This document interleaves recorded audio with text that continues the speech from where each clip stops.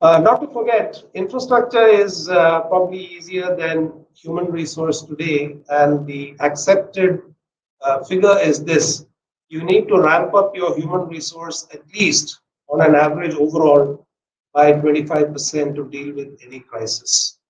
There is a reverse relationship. The smaller the hospital, the more is the percentage of extra human resource needed because your reserves are very limited. However, large hospitals, government hospitals, medical colleges have a much better reserve and they might need only a 15% to 18% increase in human resource. Whichever model it might be, you will still need to have a system by which quick refresher courses or training modules or crash courses are given to segments of people to handle the crisis. How do you handle a mask, a glove, a PPE, or a patient who's coming in with fever, etc.? Simple things, but there is a teaching and training element that comes in the management of acute care. It is advisable to get your best people. Some of them may have retired, ex staff of a hospital, especially doctors and nurses, must be invited back into the system for this period because they have the experience and the insights needed. It's quickly possible to tweak them into this acute situation. Of course, they must be incentivized. The government has very smartly suggested the upgradation of students to interns for a period of time, giving them the necessary weightages in training required. It is possible to do a cross-disciplinary recruitment. You can train paramedics, nurses, even technologists to do patient care because they are used to the hospital environment.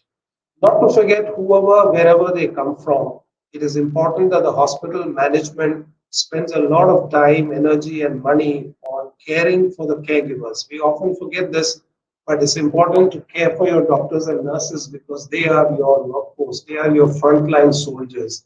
You cannot kill your infantrymen in the war because they are the ones who are saving the rest. So it's important to spend a lot of energy and attention on personnel care. Look after your people is extremely important. The resource and inventory management is something that we must keep in mind. There is a concept called just in time, and I'm sure all the suppliers, distributors, manufacturers will be happy and proud to do this consignment type of delivery where they don't charge you upfront, ask for advances, but are willing to deliver drugs, devices, consumables, etc., just in time, use them and pay. It's important to have a system that is very robust to handle this because they are also investing money. What one principle is important: do not exhaust your core resources. Sometimes in our knee-jerk reaction, we don't keep an account of how much of our core resources in terms of inventory, drugs, devices, consumables, are being exhausted in this acute care. That is a mistake. You should not exhaust because you will still need it for your main patients who will come to you after the crisis is over. Shift from a purchase system to a consignment system because the financial liabilities are much less. Observe all the lean principles which we've all learned in our management training programs or our accumulated experience. There are plenty of lean principles that can be put in. Maintain a separate account book for this entire supply chain management, entire inventory management, because it will all get mixed up and there will be auditors who will make a lot of noise once all this is over. There is a tendency to lose the regulation over the use of consumables and equipment. There has to be a team that monitors judicious medical use of all these so that we reduce medical wastage, especially in terms of the number of masks that we use, the number of changes of our visors, etc., etc. It's important to go into a mode of austerity to manage this crisis.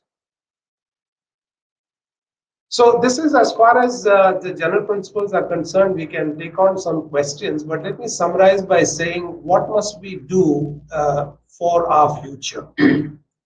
I think the COVID crisis has taught us a lot of lessons. What it tells me and what it tells all of us is that pandemics and epidemics like this will come again. There was SARS, there was MERS, there was Ebola, there was Nipah. These were all small warning symptoms, writings on the wall, which we managed but did not take its long term significance. I submit that the COVID pandemic alerts us to the possibility of a resurgence of the same problem, maybe a new virus, maybe an epidemic in different parts of the world, maybe another pandemic. It's good to hope for the best, but plan for the worst.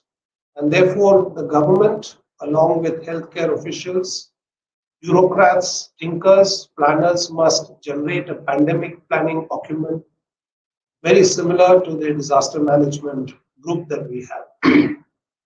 If field hospitals are viable, if they are good solutions, there must be an identification of suitable locations, maybe the beach side, maybe in the hinterland of India, where these field hospitals can quickly come up. The basic architectural work must be done so that it can be quickly put up for the pandemic of tomorrow. We must put in systems that allow rapid building logistics. Cannot have the tardy, low, slow systems of transport that we have not serve its purpose. There is a need to plan on manpower reserves, and that I think the government is doing very smartly. It is very conservative, but it needs to have a completely new approach to our medical manpower. Even for normal needs, we have reduced manpower. I would submit that manpower management be looked at. This crisis is a call, a clarion call for a unified public-private partnership. It's happening, but it needs to be structured a little better. The government or the regulatory authorities need to put in an air traffic control kind of monitoring system which will monitor the data, dredge the data, analyze the data, develop the trends, as well as see how we have fared during the COVID pandemic. Take the lessons from there so that we can manage the next pandemic a little better. Not to forget, it's very important to save and safeguard our core resources, because in wanting to do philanthropy or altruistic work, it should not be that our core reserves are depleted. Therefore, it's important to consider that as well.